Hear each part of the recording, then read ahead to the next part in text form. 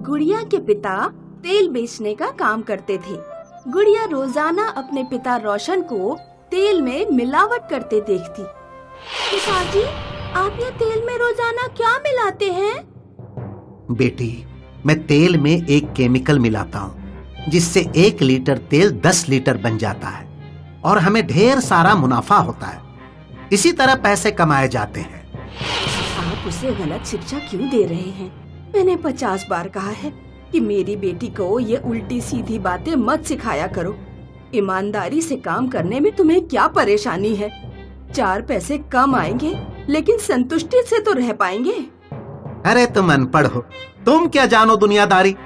जब जेब में पैसे होते हैं तो सब कुछ अच्छा लगता है, चाहे संतुष्टि हो या ना हो।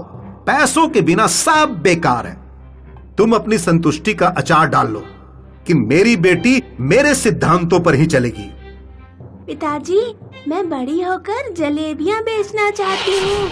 मुझे जलेबियाँ बनाना बहुत पसंद है। हाँ बेटी, तुम जरूर जलेबियाँ बेचना, लेकिन मेरे तरीके से। फिर तुम्हें अमीर होने में देर नहीं लगेगी। नहीं गुड़िया, तुम ईमानदारी से जलेबी बेचना। कुछ दिनों बाद गुड़िया की माँ बहुत बीमार हो गई। उसे अस्पताल में भर्ती कराना पड़ा। जब गुड़िया की माँ अस्पताल से घर लौटी तो गुड़िया के पिताजी बोले, अब कहो गुड़िया की माँ, अगर मैंने तेल में मिलावट करके पैसा कमाया होता तो क्या मैं तुम्हारा इलाज करा पाता? क्या जरूरी है कि अगर तुम मेरा इलाज ना कराते तो मैं ठीक नहीं हो पाती? ईश्वर चाहता था कि मैं ठीक हो जाऊं, इसीलिए मैं ठीक हो गई, तुम्हारे पैसों की वजह से नहीं। कुछ वर्षों बाद रोशन दुनिया छोड़कर चला गया और गुड़िया बड़ी हो गई। माँ, मैं जलेबी की दुकान खोलना चाहती हूँ। वैसे भी मुझे अपना खर्चा चलाने के लिए कुछ काम तो करना पड़ेगा। गुड़िया ने अपनी जलेबी की दुकान खोली क्योंकि गुड़िया दिखने में बहुत सुंदर थी, इसीलिए लोग उसकी जलेबियाँ खाने खिंचे चले आते। आप बहुत सुंदर हैं और जलेबियाँ भी बहुत अच्छी बनाती हैं। तारीफ के लिए बहुत बहुत शुक्रिया। अब जल्दी जलेबी के भी पैसे दे दो। गुड़िया की दुकान से जो भी कमाई होती वो उसे अपने कपड़े और मेकअप का सामान खरीदने में लुटा देती। गुड़िया, तुम जितना कमाती हो कम से कम उसका 1/3 हिस्सा बचाया तो करो, वरना भविष्य में तुम्हें परेशानी हो सकती है। गुड़िया अपनी माँ की बातें एक कान से सुनकर दूसरे कान से निकाल देती। धीरे धीरे गुड़िया की जरूरतें बढ़ती जा रही थी। पड़ोसी डॉली ने अपनी स्कूटी खरीदी है, अब मैं भी अपनी स्कूटी खरीदूंगी, लेकिन स्कूटी खरीदने के लिए चाहिए पूरे 50,000। ज्यादा पैसे कमाने के लिए थोड़ी बहुत चालाकी करनी पड़ती है। जलेबी के सामान में मिलावट बढ़ानी पड़ेगी। वैसे भी लोग मेरी सुंदरता के दीवाने हैं। मैं कितनी भी मिलावट कर लूं, वो मुझसे बातें करने तो आएंगे ही। गुड़िया ने ज्यादा प्रॉफिट कमाने के लिए मैदा, घी, चाशनी हर सामान में खूब जमकर मिलावट की। वो ऊपर से जलेबी पर देसी घी का स्प्रे कर देती और लोगों से कहती, मैंने शुद्ध घी में जलेबियाँ बनाना शुरू की हैं, इसीलिए जलेबियों के पैसे थोड़े ज्यादा देने होंगे। देसी घी सेहत के लिए बहुत फायदेमंद होता है, इसीलिए पैसे देने में बिल्कुल कंजूसी मत करना। गुड़िया की माँ जब गुड़िया को सामान में मिलावट करते हुए देखती तो वो उसे टोकती। गुड़िया, इस तरह तुम्हें सामान में मिलावट नहीं करनी चाहिए। अगर किसी दिन किसी गांव वाले को पता चल गया तो तुम बुरी फंस जाओगी। कुछ नहीं होगा माँ, तुमने अपने खर्चे जरूरत से ज्यादा बढ़ा लिए हैं, इसीलिए तुम्हें ज्यादा पैसों की जरूरत पड़ रही है। खर्चे कम करो और ईमानदारी से जलेबियाँ बनाओ। माँ, अब आप मुझे अध्यापिका की तरह लेक्चर मत दो।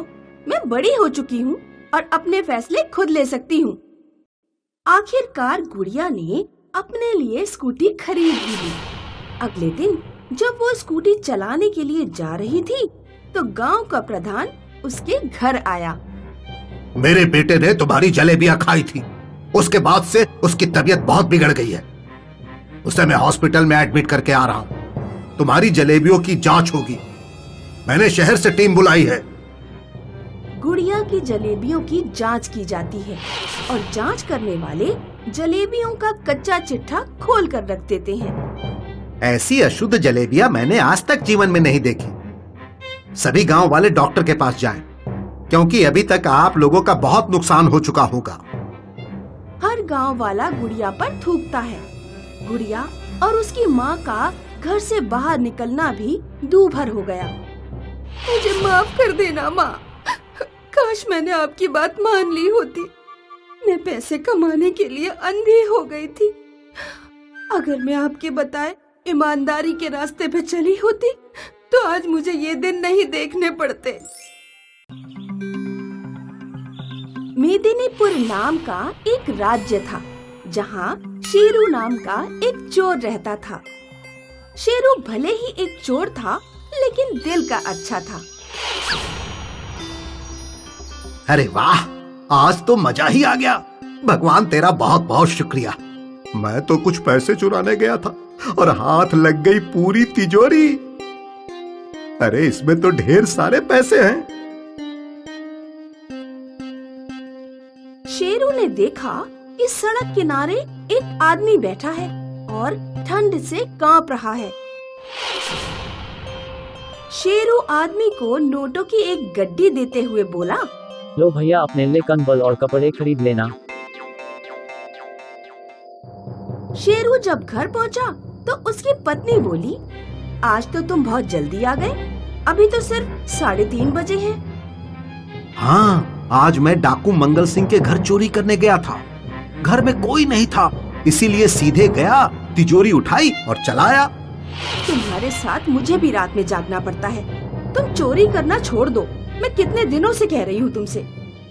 लेकिन मैं केवल बुरे लोगों का धन लूटता हूँ। कानून की नजरों में चोरी तो चोरी है। बुरे लोगों के घर करो या अच्छे लोगों के घर करो, वैसे भी अब हमारे पास पर्याप्त धन है। बस कल रात मैं अंतिम चोरी करूं। व्यापारी दौलत राम ने बेईमानी करके बहुत धन कमा लिया है।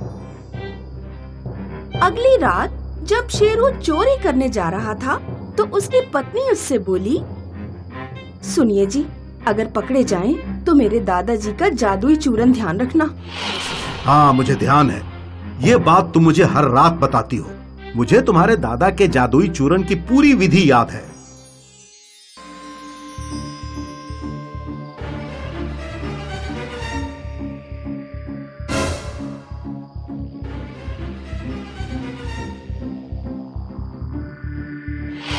दुर्भाग्य से शेरू अपनी अंतिम चोरी में पकड़ा गया। राजा ने उसे मौत की सजा सुनाई। अगले महीने की 3 तारीख को तुम्हें चोरी के जुर्म में फांसी पर चढ़ाया जाएगा।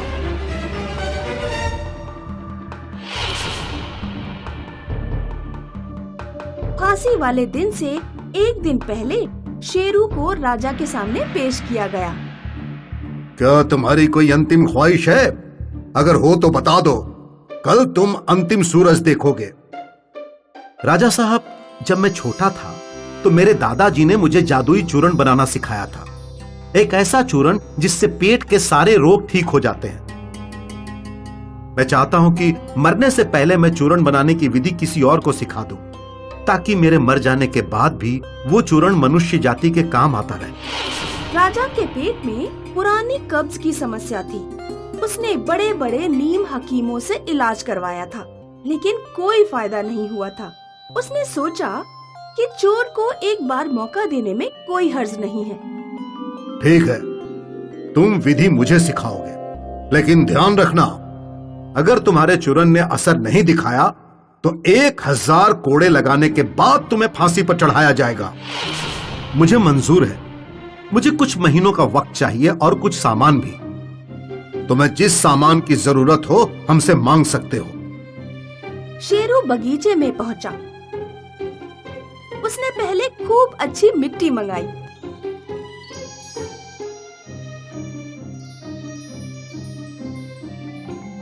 मिट्टी उसे लाकर दे दी गई।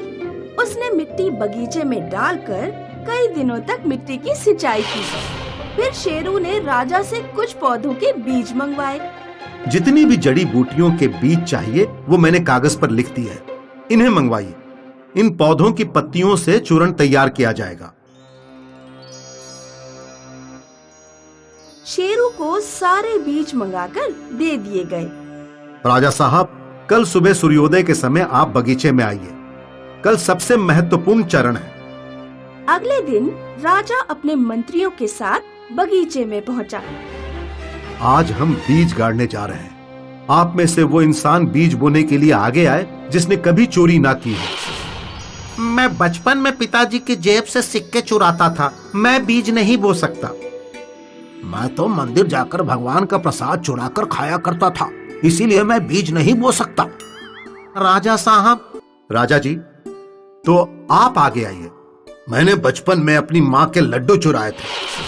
अगर सभी लोग चोर हैं, तो सजा केवल मुझे ही क्यों दी जा रही है?